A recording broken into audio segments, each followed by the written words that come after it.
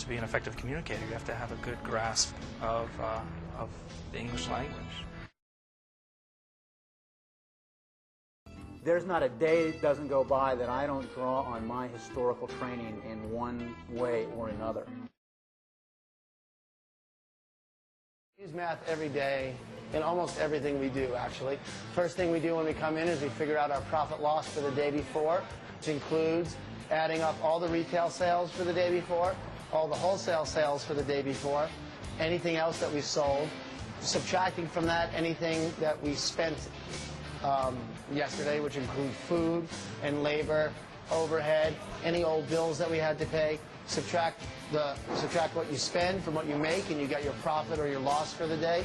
Figuring out how many pounds of dough it would require to make that many loaves. Figuring out the pound of flour that it would take to make that many, pound of water, pounds of yeast, pound of salt.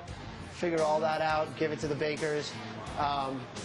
Business is about numbers, and that's all there is to it. It doesn't matter what business you're in, they're all the same. Basic science background is really important, mainly ecology, but your day-to-day, finding out what you're interested in. If you're interested in being outdoors and you love to hike, observing what's around you is probably the most important thing, and recording that. Most of my high school science is really what I use in my job today. Biology, mainly. Learning about how different systems work, how organisms interplay with each other, and all of that comes from basic biology in high school. I think if there's any message I would want to teach anybody, it would be that there is no separation between us and nature. We are nature.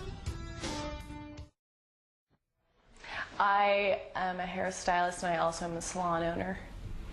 We work with a lot of chemicals as far as hair coloring and perming and things like that. And you know, I have to carry insurance because if you're incorrect in any of your calculations, you could, you know, severely hurt somebody, burn their skin or their scalp, or make their hair fall off. There's these things we call pocket curls, where if you're giving someone a perm and you leave it on too long, their hair melts, and you kind of take that curl that fell out on the floor and stick it in your pocket.